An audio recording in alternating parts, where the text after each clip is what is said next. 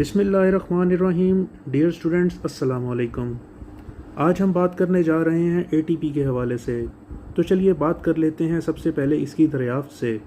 1929 में Carlo man ने ATP को दरियाफ्त किया।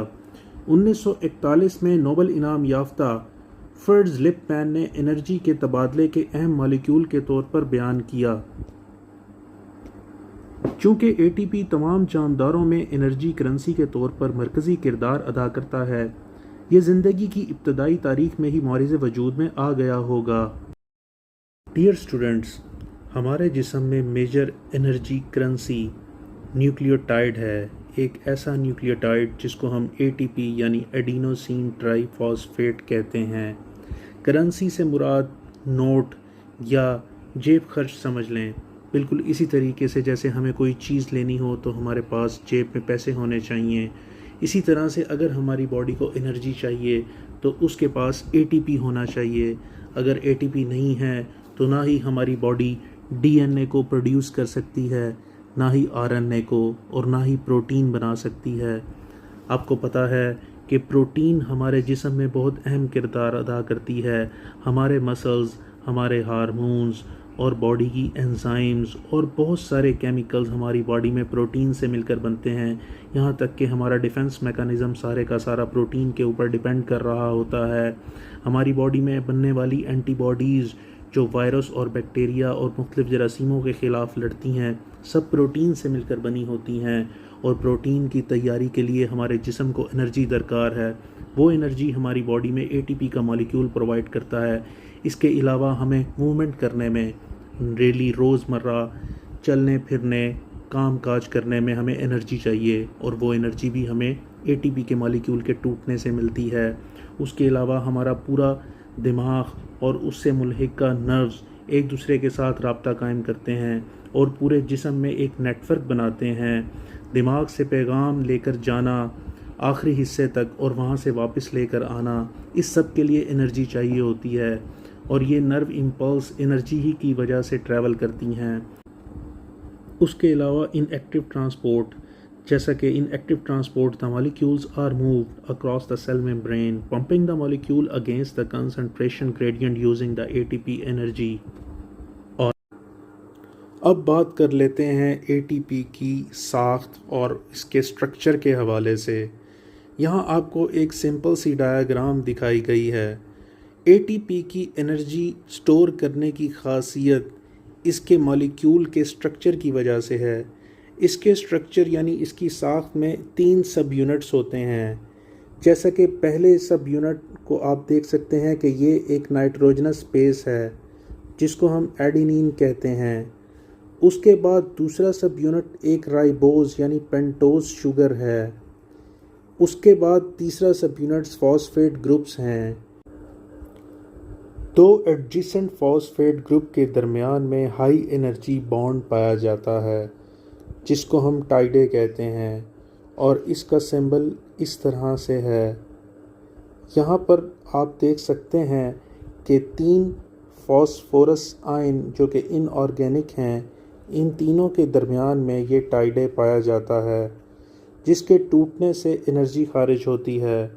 अगर न्यूक्लियोटाइड यानी एडिनोसिन ट्राईफॉस्फेट का हाइड्रोलिसिस किया जाए, हाइड्रोलिसिस यानी पानी के साथ मिलाकर इस मॉलिक्यूल को तोड़ा जाए, तो एक फॉस्फोरस ग्रुप के टूटने से 7.3 किलो कैलोरी या 31 किलो जूल पर मोल एनर्जी खारिज होती है।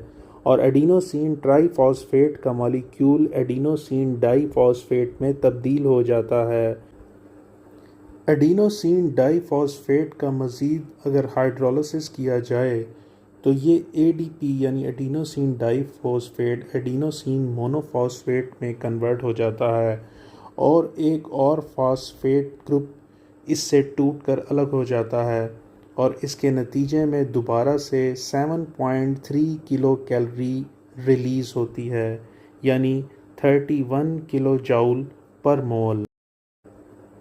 हमारे सेल्स के अंदर पाए जाने वाला एटीपी जब एडीपी या एएमपी में कन्वर्ट होता है तो इसको दोबारा से रिसाइकल करने की ज़रूरत पड़ती है, यानी इसके अंदर एनर्जी दोबारा से स्टोर करने की ज़रूरत होती है और वो एनर्जी इसको हमारे खाया जाने वाला खाना प्रोवाइड करता है।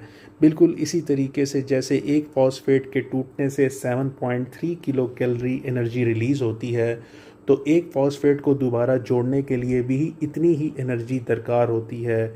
ये 7.3 किलो कैलोरी एनर्जी इसको हमारा खाना प्रोवाइड करता है, क्योंकि जो खाना हम खाते हैं उसकी ब्रेक डाउन होती है और ऑक्सीडेशन रिडक्शन रिएक्शन के नतीजे में एनर्जी पैदा होती है।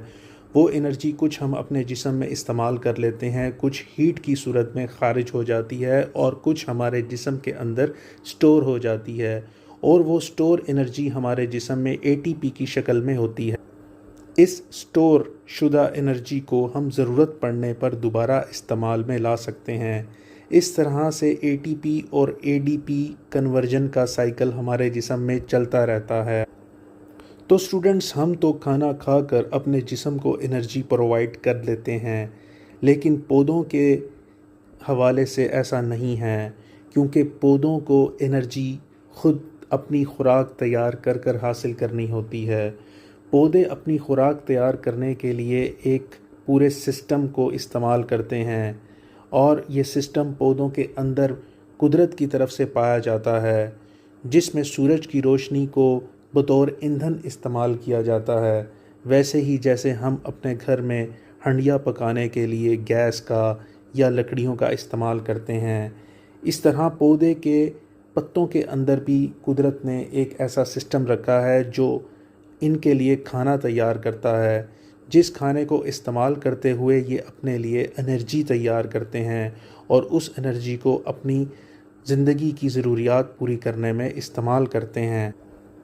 पौधे एनर्जी के हसूल के लिए अपनी खुराक जिस तरीके से तैयार करते हैं उस तरीके को फ़ोटोसिंथेसिस कहते हैं, जो सूरज की रोशनी का इस्तेमाल करते हुए होता है। इसकी डिटेल इंशाल्लाह हम अपनी अगली वीडियो में बताएंगे।